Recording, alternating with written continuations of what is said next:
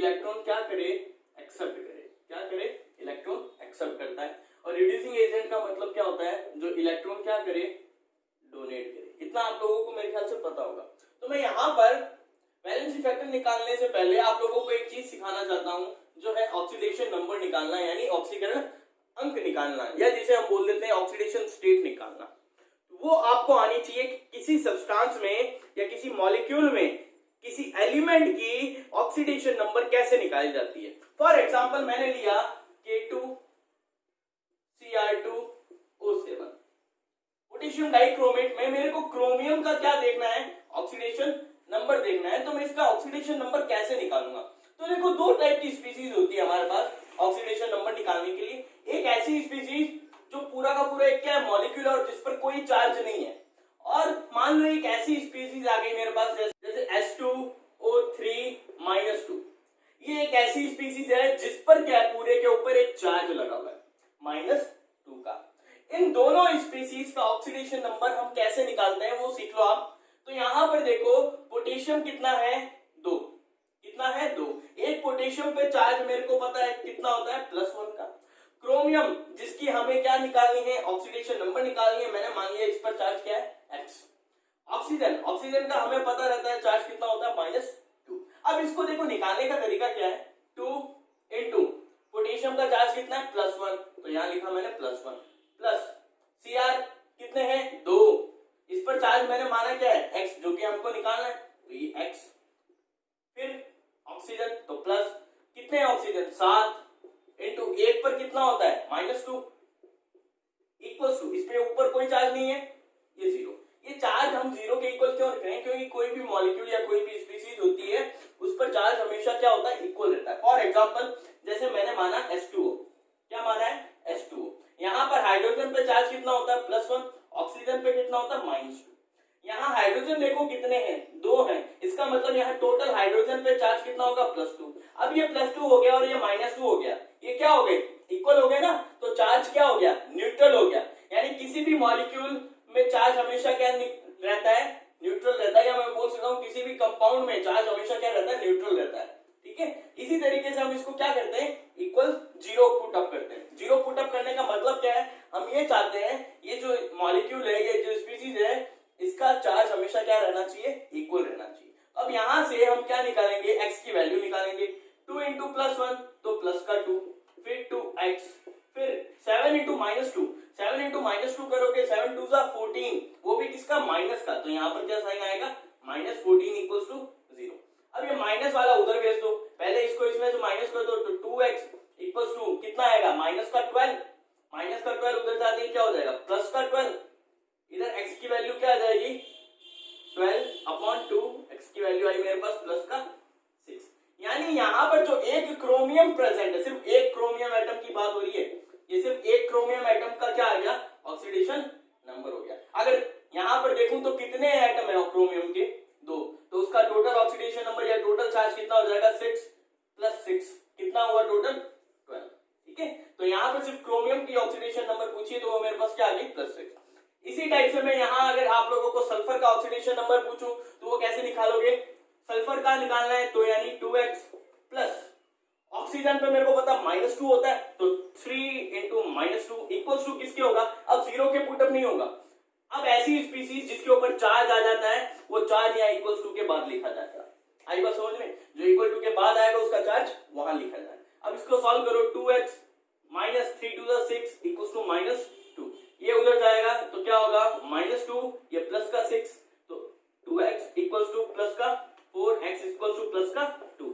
यानी यहाँ पर जो सल्फर का चार्ज है, एक सल्फर पे ऑक्सीडेशन जो नंबर होगा वो कितना होगा, +2। तो इस तरीके से आपको ऑक्सीडेशन नंबर निकालना आना चाहिए। अब मैं बात करता हूं कि रेडॉक्स रिएक्शन या ऑक्सीडाइजिंग एजेंट या हमारे पास कोई रिड्यूसिंग एजेंट है, उसका वीएफ कैसे निकाला जाता है। तो देखो किसी भी रिएक्शन में कोई सब्सटेंस क्या करता है, पार्टिसिपेट। मान लो मैंने माना कोई मॉलिक्यूल क्या कर रहा है, उसमें पार्टिसिपेट कर रहा है उस रिएक्शन में। तो इस मॉलिक्यूल ने कितने नंबर ऑफ मोल इलेक्ट्रॉन का क्या किया है, लेन देन किया है, वही मेरा क्या होगा, वीएफ होगा। वही मेरा क्या होगा, वीएफ होगा। इसको एग्जांपल से अगर हम समझें तो क्या मैंने माना मेरे पास क्या था, रिएक्शन में, ठीक है। ये जो KMnO4 है ये एक स्पीसीज में चेंज हो जाता है एसिडिक मीडियम में। कौन सा मीडियम लिया? जब मैंने एसिडिक मीडियम लिया KMnO4 के साथ तो ये एक स्पीसीज में चेंज हो गया, वो थी Mn+2। यहाँ का जो Mn है वो Mn+2 में चेंज हो गया। अगर मैंने बेसिक मीडियम लिया, क्या लिया? बेसिक मीडियम लिया तो ये चेंज हो गया Mn+4 में। अगर मैंने न्यूट्रल मीडियम लिया, क्या लिया? न्यूट्रल मीडियम, तो ये चेंज हो गया Mn+6 में। तो जब ये KMnO4 एसिडिक मीडियम में चेंज हुआ तो यहाँ पर BF कितना होगा? जब ये बेसिक मीडियम में था Mn+4 में चेंज हुआ तो यहाँ पर वैलेंसी फैक्टर कितना होगा और यहाँ पर वैलेंसी फैक्टर कितना होगा, ये हमें देखना है। तो आपको सबसे पहले यहाँ पता होना चाहिए ये जो Mn है इसका ऑक्सीडेशन नंबर यहाँ क्या है, इसकी ऑक्सीडेशन स्टेट यहाँ क्या है। ये आप लोग कैसे निकालोगे? जो अभी आपको मैंने बताया ऑक्सीडेशन नंबर निकालना। अगर यहाँ पर Mn का ऑक्सीडेशन नंबर निकालूं तो मैं कैसे निकालूंगा? पोटेशियम देखो कितना, एक पर चार्ज कितना होता है? +1 का, फिर प्लस Mn का मैंने मान लिया x, फिर ऑक्सीजन 4 है, एक पर -2 होता है इक्वल्स टू 0 क्योंकि ऊपर कोई चार्ज नहीं है। अब इसको क्या करूंगा? मैं सॉल्व करूंगा तो मेरे पास आएगा 1 + x + 4, 4 2 सा 8, वो भी किसका? माइनस का, तो यहाँ पर साइन किसका आएगा? माइनस का, 8 इक्वल्स टू 0। अब इसको करो सॉल्व तो x की वैल्यू क्या आएगी? यहाँ पर 8 में से 1 माइनस करो तो 7 आएगा, वो भी किसका? यहाँ पर प्लस का 7। यानी यहाँ पर ये क्या है? Mn का ऑक्सीडेशन नंबर है, ऑक्सीकरण अंक है। हिंदी में जिसे क्या बोलते हैं हम? ऑक्सीकरण अंक बोलते हैं, या मैं बोल सकता हूँ इसकी ऑक्सीडेशन स्टेट यहाँ है। अब देखो अगर मैं एसिडिक मीडियम में देखूं ये +7 से किस में चेंज हुआ है?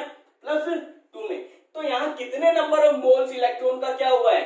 एक्सचेंज हुआ है या चेंज हुआ है? मैं देखूं तो +7 था यहाँ कितना है? +2। तो भाई साहब यहाँ 5 इलेक्ट्रॉन में क्या हुआ है? चेंज हुआ है, 5 इलेक्ट्रॉनों का चेंज हुआ है। नंबर ऑफ मोल इलेक्ट्रॉन कितने हैं? 5। तो यहाँ पर इसका वैलेंसी फैक्टर क्या होगा? 5। वही यहाँ पर देखूं तो बेसिक मीडियम में यहाँ पर देखो +4 है, +4 का मतलब +7 था +4 में चेंज हुआ, यानी कितने नंबर ऑफ मोल इलेक्ट्रॉन का चेंज हुआ है यहाँ पर? तो 4 में से 7 घटाओ तो आया 3, तो यहाँ पर वैलेंसी फैक्टर क्या होगा? 3। अगर यहाँ पर देखूं तो +7 से +6 हुआ है, यानी 1 इलेक्ट्रॉन का चेंज हुआ है, तो यहाँ BF क्या होगा? 1। तो यहाँ पर इस तरीके से हम क्या करते हैं? BF फाइंड करते हैं। आई बात समझ में? क्या करना है आपको? KMnO4 लेना है, कोई भी सब्सटेंस लेना है, उस सब्सटेंस में कोई एक एलिमेंट होगा, उसका ऑक्सीडेशन नंबर देखना है और ये देखना है जब रिएक्शन हो जाती है, रिएक्शन के बाद वो किस सब्सटेंस में कन्वर्ट हो रहा है और वहां पर उसका ऑक्सीडेशन नंबर क्या है। जैसे ही आप लोगों को ऑक्सीडेशन नंबर में चेंज दिखेगा आपको क्या मिल जाएगा? वैलेंसी फैक्टर मिल जाएगा। इसको और एग्जांपल से समझते हैं। अब देखो इसको एक और एग्जांपल से समझते हैं। मान लो यहाँ पर ये C2O4-2 ये किसमें चेंज हो रहा है? CO2 में चेंज हो रहा है। तो मेरे को यहाँ पर ये देखना है कि इसका VF कितना होगा, इस सब्सटेंस का VF कितना होगा। तो हम कैसे फाइंड आउट करेंगे? इस सब्सटेंस को लेंगे, ठीक है, और यहाँ पर जो कार्बन प्रेजेंट है उसका ऑक्सीडेशन नंबर निकालेंगे, उसका ऑक्सीकरण अंक निकालेंगे।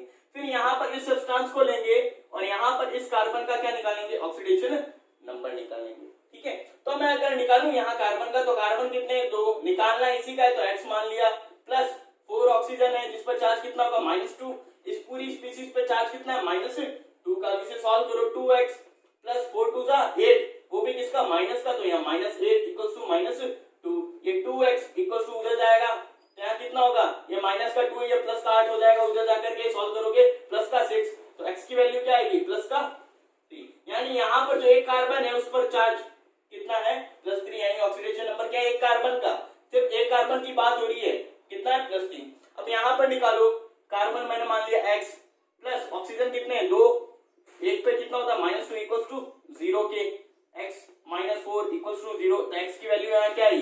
+4। यानी यहाँ जो एक कार्बन है उस पर चार्ज कितना है?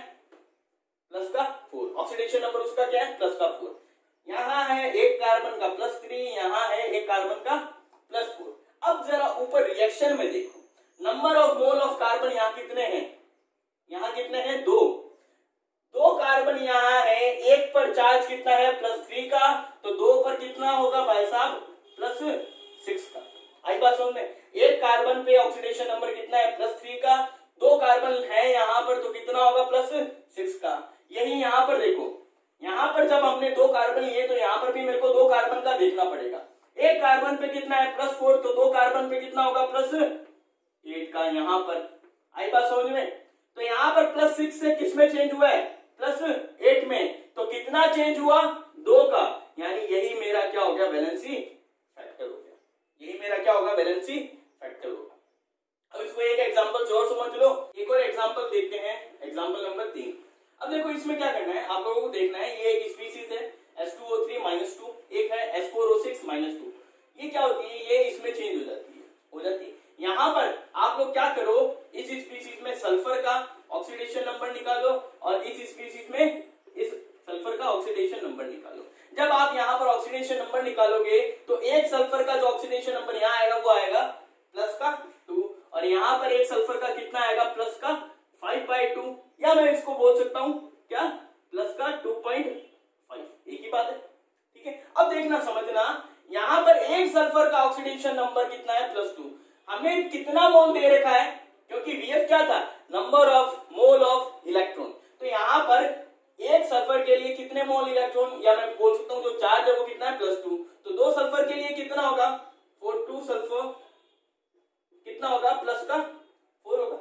यहाँ पर देखो रिएक्टेंट में कितने सल्फर लिए हमने 2 के लिए देखा है, तो यहाँ प्रोडक्ट में भी मैं कितनों के लिए देखूंगा 2 के लिए। कितने हैं यहाँ सल्फर, एक सल्फर का कितना है +2.5 या +5/2, तो 2 सल्फर के लिए वो 2 सल्फर कितना होगा 5/2 इंटू 2 कर दो, तो ये 2 से 2 कैंसिल, तो कितना आ जाएगा +5।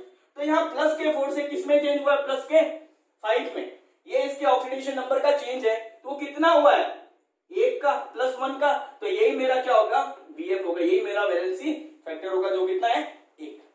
आई बात समझ में? अब इसको हम क्या करेंगे, सभी जो हमने वैलेंसी फैक्टर, यानी ये किसके लिए पढ़ा था, नॉर्मेलिटी के लिए पढ़ा था, अब उस पे डिपेंडेंट और इस पे डिपेंडेंट हम क्या करेंगे, कुछ क्वेश्चंस करेंगे। देखो गाइस, अब हम स्टार्ट करेंगे न्यूमेरिकल्स। तो यहाँ पर जो सबसे पहले न्यूमेरिकल लिया है मैंने वो है इक्विवेलेंट वेट निकालने का, या मैं बोल सकता हूँ इसको इक्विवेलेंट मास निकालने का, है ना, तुल्यंकी भार या तुल्यंकी द्रव्यमान निकालने का। तो अब यहाँ पर जो नॉर्मेलिटी की क्वेश्चन है, या आगे फर्दर जो क्वेश्चन आएंगे मोलैरिटी पे या फॉर्मेलिटी पे वगैरह, मोल फ्रैक्शन वगैरह पे, तो आपको एटॉमिक मास याद होने चाहिए कुछ एलिमेंट्स के। जैसे मैंने यहाँ पर जो एलिमेंट्स लिखे हैं इनके तो आपको एटॉमिक मास याद होने चाहिए। ठीक है, तो आप लोग इसका स्क्रीनशॉट ले लेना और इनको याद रखना। अब क्या है यहाँ पर देखो, मैंने जो पहला यहाँ लिया है वो है सोडियम कार्बोनेट। इसका क्या निकालना है मेरे को, इक्विवेलेंट वेट यानी इक्विवेलेंट मास, यानी ईएम की बात कर रहा हूं मैं। अब ईएम का फॉर्मूला हमने पढ़ा था क्या, मोलर मास अपॉन वीएफ, यानी वैलेंसी फैक्टर। मोलर मास किसका, Na2CO3 का। अब Na2CO3 का मोलर मास देखो तो सोडियम यहाँ कितने हैं 2, कितने हैं 2, एक सोडियम का मोलर मास कितना होता है 23, ठीक है, प्लस CO3 यानी एक कार्बन का कितना होता है 12, प्लस ऑक्सीजन कितने 3, एक ऑक्सीजन का कितना होता है अगर मास देखूं तो 16, तो 3 का 16 इंटू 3 अपॉन वीएफ। इसके लिए वीएफ याद करो, मैंने सॉल्ट बताए थे, ये Na2CO3 क्या एक सॉल्ट है। इस सॉल्ट में हम क्या देखेंगे, टोटल चार्ज इस सॉल्ट पे। तो यहाँ पर देखो सोडियम क्या है Na+1 और कितने हैं 2 हैं, तो यहाँ टोटल चार्ज क्या होगा +2 का, और कार्बोनेट पे भी क्या होगा -2 का। तो किसी एक आयन का क्या ले लूंगा टोटल चार्ज, वही मेरा क्या होगा वैलेंसी फैक्टर, यानी इसको 2 से डिवाइड कर दूंगा। तो यहां से जो वैल्यू आएगी देखो 23 इंटू 2 तो 46 प्लस 12 प्लस 16 3 48 अपॉन 2 कर दूंगा। इसको समाप्त करो 8 तो 10 16 1 4 5 6 6 4 10 106 अपॉन 2। तो यहाँ पर वैल्यू आएगी 5 और 3। ये मेरा क्या हो गया इक्विवेलेंट मास हो गया किसका Na2CO3 के। इसी तरह से हम क्या करेंगे H2SO4 का निकालेंगे। वो निकाल करके देखो वो आएगा, अगर मैं निकालूं H2SO4 का EM तो कैसे करोगे, molar mass upon valency factor. इसके लिए वैलेंसी फैक्टर ये क्या है, एक टाइप का एसिड, ये तो था सॉल्ट, तो हमने टोटल चार्ज देख लिया था। एसिड के लिए हम देखेंगे अगर मैं इसे पानी में डिसॉल्व करूं तो ये कितने हाइड्रोजन आयन डोनेट करेगा, ये कितने करेगा 2 मास ले लो, 2 हाइड्रोजन है, हाइड्रोजन एक का क्या होता है, एक ही होता है, प्लस सल्फर। देखो सल्फर, यहाँ पर कुछ एलिमेंट ऐसे होते हैं जिनका एटॉमिक मास क्या होता है, जस्ट उसके एटॉमिक नंबर का क्या होता है, डबल होता है। उसके याद रखने की जरूरत नहीं, याद इतने रखने हैं जो वेरी करते हैं, जो वेरी नहीं करते उसका जस्ट क्या कर दो, एटॉमिक नंबर का डबल। सल्फर देखो कितने पर आता है, 16 पे, इसका डबल करो तो क्या हुआ, 32, ये इसका एटॉमिक मास होता है। ऑक्सीजन देखो कितने पर आता है, 8 पे, इसका डबल करो तो 16, यानी एक ऑक्सीजन का 16, यहाँ कितने हैं, 4, तो ये 16, इसको काउंट करो, 32 प्लस 16 चौकी 64, वो इक्विवेलेंट मास हो गया किसका, H2SO4। इस तरीके से हम क्या करते हैं, इक्विवेलेंट मास निकालते हैं। तो आई बात समझ में। अब देखो हम नॉर्मेलिटी का क्वेश्चन देखते हैं, सेकंड नंबर। अब देखो गाइस, जो सेकंड नंबर क्वेश्चन आपको स्क्रीन पे दिख रहा होगा, आप उसे पढ़ना पहले और पॉज करके समझना ये बोल क्या रहा है। वो क्या बोल रहा है, वो बोल रहा है कि हमारे पास हमने क्या लिया, 0.2 ग्राम NaOH लिया और उसे एक सब्सटेंस में या एक सॉल्यूशन में डाला, तो सॉल्यूशन का उसका जो वॉल्यूम है मेरे पास वो कितना है, 250 ml। तो अब इस सॉल्यूशन की हमें क्या बताओ, नॉर्मेलिटी बताओ। अब नॉर्मेलिटी हमें निकालनी है, तो नॉर्मेलिटी का फॉर्मूला क्या था, हमने पढ़ा था gram equivalent upon volume of solution in litre, यही था। अब हम इसे कन्वर्ट कर रहे थे, क्या कन्वर्ट कर रहे थे, ग्राम इक्विवेलेंट क्या होता था, याद करो, मास या वेट ऑफ सॉल्यूट अपॉन क्या लिखते थे हम, इक्विवेलेंट मास इनटू VL। अब इसे हम इक्विवेलेंट मास को और कैसे लिखते थे, ये मास ऊपर आया, ये मोलर मास अपॉन क्या लिखते थे, VF, तो VF इधर चला गया अपॉन इनटू VL, ये हमारा चल ही रहा है। अब देखो हमें क्या क्या गिवन है, ये मास ऑफ सॉल्यूट यानी स्मॉल m गिवन है हमें, ठीक है। वॉल्यूम इन लीटर दिया हुआ है क्या सॉल्यूशन का, ये देखो वॉल्यूम तो गिवन है बट ml में है, लीटर में नहीं है, तो इसको मैं क्या करूंगा, चेंज करूंगा, 250 ml, ये क्या है, ml है। अब 1 लीटर में कितना ml होता है, 1000, तो इसे 1000 से डिवाइड कर दूं तो मेरे पास ये जो है किस में आ गया, लीटर में आ गया भाई साहब। सॉल्यूशन किस में आ गया, वॉल्यूम लीटर में। और देखो मोलर मास, मोलर मास मेरे को निकालना पड़ेगा, मैं निकाल लेता हूं। मोलर मास किसका, NaOH का सॉल्यूट का क्या होगा, 23, इसका मास होता है Na का, ऑक्सीजन का 16, हाइड्रोजन का 8, तो मोलर मास मेरे पास आ गया 40, क्या आ गया 40। अब निकालना है मेरे को VF किसका निकालूंगा, इस सॉल्यूट का ही निकालूंगा। अब ये देखो ये क्या है, ये एक टाइप का क्या है भाई साहब, बेस है। अब याद करो एसिड हो या बेस हो तो हम क्या करते थे, हम ये देखते थे कि अगर मैं इसे पानी में डिसॉल्व करूंगा तो ये कितने H+ या कितने OH- देगा। हमारे पास बेस है तो हम देखेंगे ये कितने OH- उस पानी में देगा। तो NaOH डायरेक्टली दिख रहा है, कितना देगा, OH- एक आयन देगा, यानी यहाँ इसका जो VF होगा वो कितना होगा, ओनली 1 होगा। अब इस फॉर्मूले में ये सारी चीजें पुट अप करो, आपके पास क्या आ जाएगी, नॉर्मेलिटी। देखो मास गिवन कितना है, 0.2 ग्राम अपॉन मोलर मास कितना आया, 40, ठीक है, इनटू VF कितना है मेरे पास, 1 अपॉन वॉल्यूम ऑफ सॉल्यूशन कितना है, 250 अपॉन 1000 ऊपर आ जाएगा इनटू 1000। आई बात समझ में, कट आउट करो, कट रहा है तो ये देखो 0 से 0 25 चौका, सो ये कितना गया 10 टाइम्स, तो n की वैल्यू यहां से क्या आएगी मेरे पास, वो आ जाएगी 0.2 अपॉन 10। अब देखो यहां पर इसको सॉल्व करोगे तो वैल्यू क्या आएगी आपके पास, ये पॉइंट हटाया नीचे 0.02 नॉर्मेलिटी, ये क्या होगी हमारे पास, इसकी वैल्यू आ गई किसकी, इस सॉल्यूशन की नॉर्मेलिटी।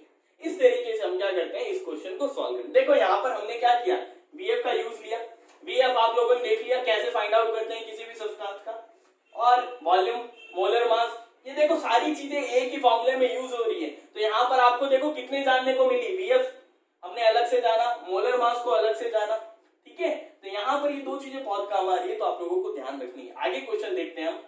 थर्ड क्वेश्चन आपको स्क्रीन पे दिख रहा होगा, ये आप लोग ट्राई करके देखना, आपसे हो जाएगा क्योंकि हमने अभी देख लिया है उसी टाइप का ये थर्ड क्वेश्चन आपके लिए इम्पोर्टेंट है। हम फोर्थ क्वेश्चन की बात करेंगे अब देखो फोर्थ नंबर क्वेश्चन आपको स्क्रीन पे दिख रहा होगा, वो क्या बोल रहा है कि हमारे पास KMnO4 है जो ऑक्सैलिक एसिड से क्या करता है, रिएक्शन करता है, किसकी प्रेजेंस में, सल्फ्यूरिक एसिड की प्रेजेंस में।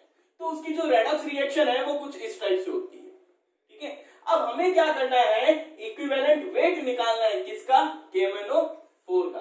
किसका इक्विवेलेंट वेट निकालना है, किसका, KMnO4 का।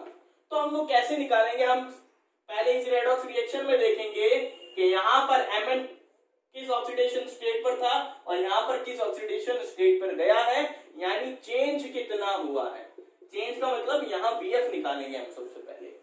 तो हम VF देखो कैसे निकालेंगे, यहां पर वही फंडा, इसका ऑक्सीडेशन स्टेट निकालो, Mn का पता नहीं हमें निकालना है, X माना, ऑक्सीजन 4 है, एक ऑक्सीजन पर -2 इस पूरे पे चार्ज -1 का निकालो, x प्लस 4 2 8, वो भी किसका, माइनस का, तो यहाँ पर -8 इक्वल टू -1, तो x की वैल्यू यहाँ कितनी आएगी, प्लस का 7, यानी यहाँ पर जो Mn है उस पर चार्ज कितना है भाई साहब, +7 से किसमें गया है, +2 में गया है, तो कितने का चेंज हुआ, 5 का, तो यहाँ पर जो VF है वो कितना हुआ, 5। अब निकालना क्या है हमें, इक्विवेलेंट वेट या इक्विवेलेंट मास निकालना है, यानी EM की बात कर रहा हूं मैं यहाँ, तो क्या करेंगे, molar mass upon VF, simple. Molar mass किसका, KMnO4 का निकालो, KMnO4 पोटेशियम 1 है तो 23 ml, मैग्नीज का देखो यहाँ मैंने लिखा है 54.9, कितना, 54.9, मैं इसे राउंड ऑफ कर सकता हूँ, 54.9 है तो 55 लिख दूं, बात एक ही पॉइंट में चलता है, कैलकुलेशन इजी हो जाएगी मेरे लिए। ऑक्सीजन देखो कितने, 4, एक ऑक्सीजन पर कितना होता है, 16 मास, तो क्या करूंगा, 16 चौके 64, यानी 4 × 16 करूंगा, अपॉन VF कितना है भाई साहब, 5। अब इसे सॉल्व करूंगा तो 23 प्लस 55 प्लस 16 चौके 64, अब इसे सॉल्व करो, जो भी वैल्यू आएगी वही आपका क्या होगा, इक्विवेलेंट मास होगा। तो इस टाइप से हमने क्या किए, कुछ क्वेश्चंस किए जो किस पर डिपेंडेंट थे, नॉर्मेलिटी और जो हमने फॉर्मूलाज देखे थे उस पर।